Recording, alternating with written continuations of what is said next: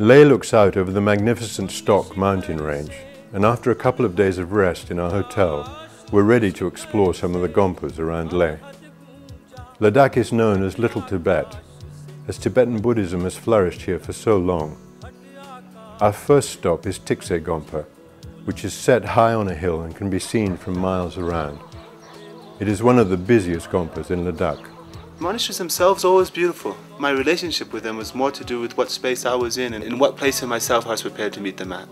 Often very confronted because you're with a group and the whole group decides to sit, and all of a sudden my mind is in complete turmoil, going at 100 miles an hour, and there I am, sort of with that also. But very beautiful.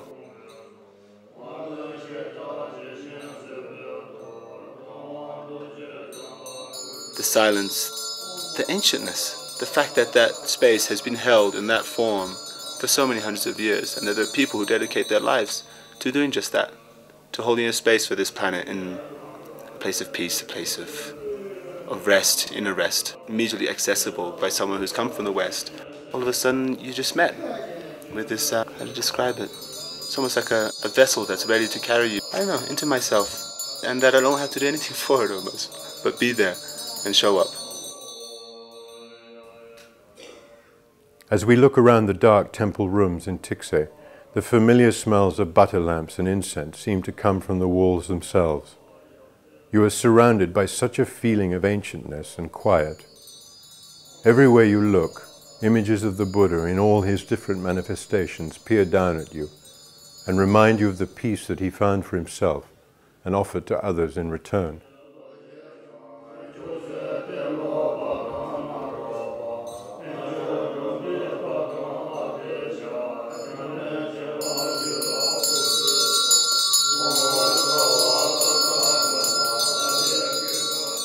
When you're sitting there, there's this peace that descends, and you suddenly are feeling really, really dissolved or something in the way the space, just provides this energy for you.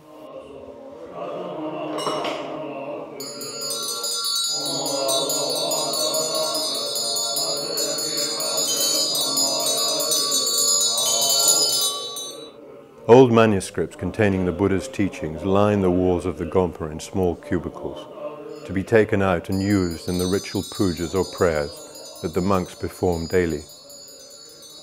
Tibetan Buddhism has a strong tradition of religious art, and the walls are lined with frescoes and statues in an outpouring of color and form.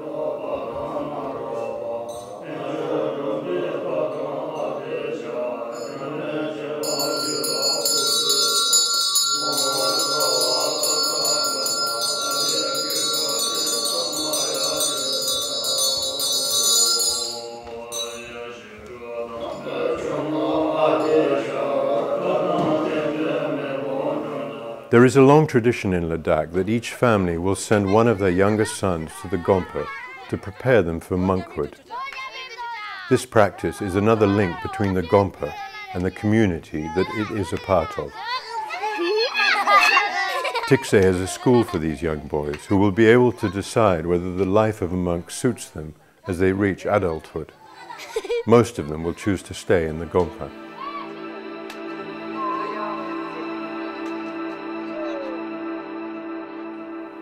After leaving Hemis, we wound our way into a hidden side valley to find Hemis Gompa. Gompas are either built on the highest ground and dominate the surrounding landscape, or, like Hemis, they are tucked away from the eyes in secluded canyons. Founded in the early 17th century, it is the richest monastery in Ladakh. The protective saint of Hemis is Padmasambhava. In the 7th century, a king in western Tibet invited him to come from India and spread the teachings of the Buddha. Although Buddhism only took hold over several centuries in Tibet, Padmasambhava is credited with being the first to help establish it there, and is highly revered in Tibetan Buddhism.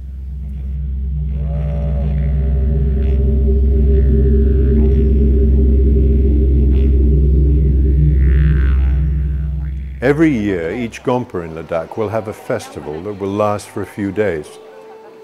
There is a real party atmosphere, as all the local people dress up in their finest clothes and jewelry, and crowd into their Gompa to witness the sacred ceremonies that take place.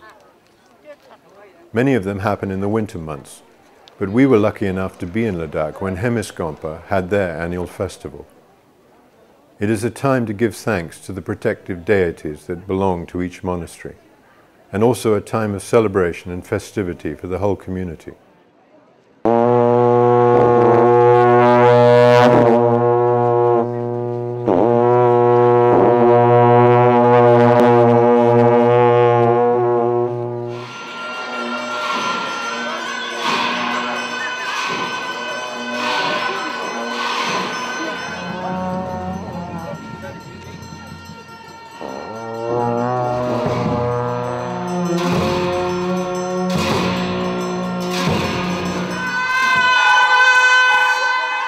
The monks dress up in colourful costumes to perform a series of dances to the bellow of long mountain horns, the clash of cymbals, and the rattle of hand drums.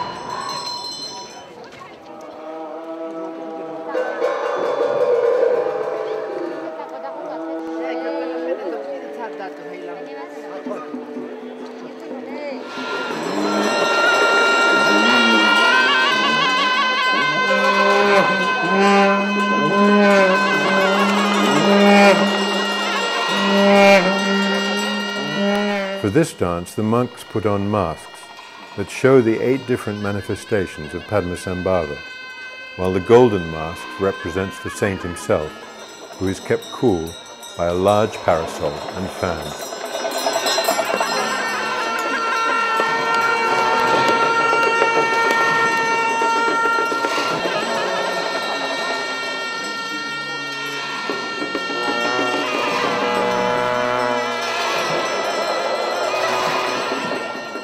The whole ceremony is such a feast for the senses, with all the costumes, masks and music, and we all left feeling the aliveness and continued meaning of Buddhism to everyone in the community.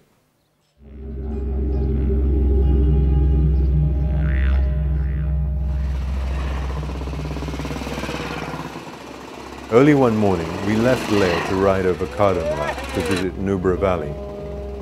You climb 2,000 meters over 40 kilometers of winding mountain road until you reach the highest motorable road in the world. At 5,600 meters, the pass is higher than any mountain in Europe or America, and higher than the base camp at Mount Everest.